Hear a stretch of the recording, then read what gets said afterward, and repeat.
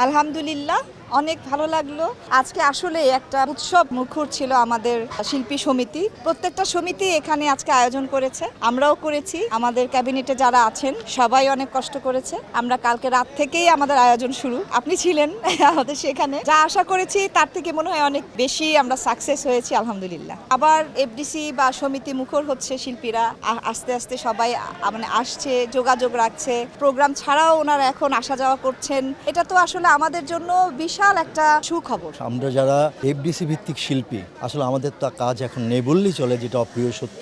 এই ধরনের অনুষ্ঠান হলেই আমরা আমাদের যাদের সাথে আমরা অতীতে কাজ করেছি কিংবা এখনো করে যাচ্ছি, সামনে করব, সেই শিল্পীদের সাথে দেখা হয়। তখনই আসলেই আমাদের একটা মিলন মেলা হয়ে যায়। কে কেমন আছি, কে কেমন চলছে, কার, এই সবগুলি নিয়েই তখন আমাদের জীবনটা কাটে। এবং এই কথা বলার মধ্যে কিন্তু আমরা অনেকটা অতীতও ফিরে যাই এবং সেই অতীতের স্মৃতি রোমন্থন করি।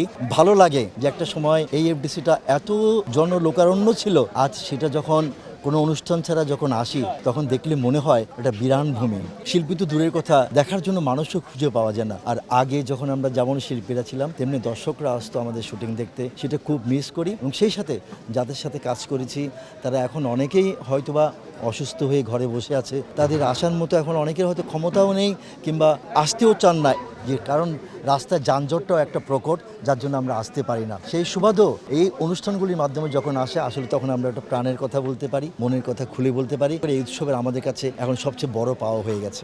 5ই আগস্টের পরে শিল্পীরা একত্রিত হতে অনেক জায়গায় ভয় পেত, কারণ বিভিন্ন ধরনের আপনারা জানেন প্রবলেম ক্রিয়েট হচ্ছিল, এ হচ্ছিল সে হচ্ছিল। বাট নতুন সরকার আসার পরে মনে হচ্ছে সবাই একটা স্বস্তি ফিরে পেয়েছে। তাই সেদিক দিয়ে আমার ইন্ডাস্ট্রির মানুষরাও একটা নতুন স্বপ্ন জাগ্রত হয়েছে যে এবার হয়তো ইন্ডাস্ট্রি ঘুরে দাঁড়াবে, নতুন ইন্ডাস্ট্রি আমাদের জন্য কিছু একটা নিয়ে আসতেছে। এবার সেদিক বিচার বিশ্লেষণ করে সরকার আসার পরে প্রথম অনুষ্ঠান আমাদের এফডিসিতে হলো। এবার সবাইকে ইনভাইট করেছি, সবাই খুব স্বতঃস্ফূর্তভাবে আমাদের সঙ্গে সাড়া দিয়েছে। আর বৈশাখটা এটা আমাদের স্পন্দনের একটা দিন। আমরা মনে করেছি এই দিনটা আমরা আমাদের পরিবার সবাই মিলে একসাথে কাটাবো। আমাদের আয়োজন আপনারা নিশ্চয়ই দেখতে পাচ্ছেন যে আমাদের অনেক সিনিয়র শিল্পীরা এসছে এবং শিল্পীদের উপস্থিতিতে একদম রমরমাট একটা বৈশাখ কিন্তু আমরা উদযাপন করেছি। যদিও আমাদের গান বাজনা নেই, সাউন্ড সিস্টেম নেই, কিন্তু এই যে শিল্পীরা অনেকদিন পর একের সঙ্গে আরেকজনের দেখা হচ্ছে, একটা মিলন মেলা, এটি বলে দেয় যে আসলে আমরা সার্থক হয়েছি। এবং দীর্ঘদিন পরে অনেক সিনিয়ররা জুনিয়রদের সঙ্গে দীর্ঘদিনের কাজের গল্প, দীর্ঘদিনের স্মৃতিচারণ সবকিছু কিন্তু এই মিলন মেলার মাধ্যমে কিন্তু প্রকাশ পেয়েছে। আমরা সার্থক। এবং বাংলাদেশ চলচ্চিত্র শিল্পী সমিতি যে আয়োজনটি বরাবরই করে থাকে, বরাবরই চেষ্টা করে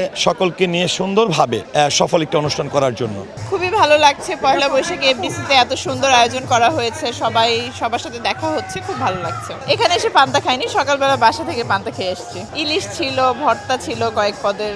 শিল্পী সবাই ভালো, কিন্তু শিল্পীরা হয়েছে কি কাদামাটির গড়া, তাদের মনটা খুব নরম থাকে। এই জন্য আমরা আজকে যে শিল্পী সমিতির পক্ষে একটা আয়োজন করেছি পয়লা বৈশাখ উপলক্ষে, আমার মনে হয় আমাদের বেশি বিচার বিবেচনা করতে পারবেন আপনারা, কারণ আপনারা স্পটে আছেন, দেখতেছেন।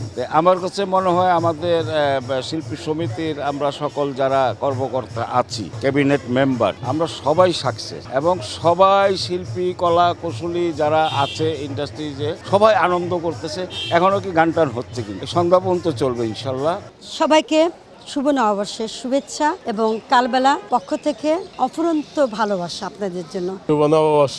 আজকের আয়োজনটা খুব একটা উদ্দীপনার ভিতরে আমরা কাটাইছি। আমরা সবাই শিল্পী সমিতিতে খিচুড়ি, তারপরে ডিম ভাজা, তারপরে আপনার ওই যে বেগুন ভর্তা, একটা পেঁয়াজু আছে, খুব ভালো লাগতেছে। দেখেন আমরা কিছু সময় আপনার ওই যে কোনো একটা অনুষ্ঠানে যখন আসি, এই যে যেমন সব নববর্ষের শুভেচ্ছা চাইছি, সব শিল্পী কলা কৌশলী ভাই বোনেরা সবাই আসছে।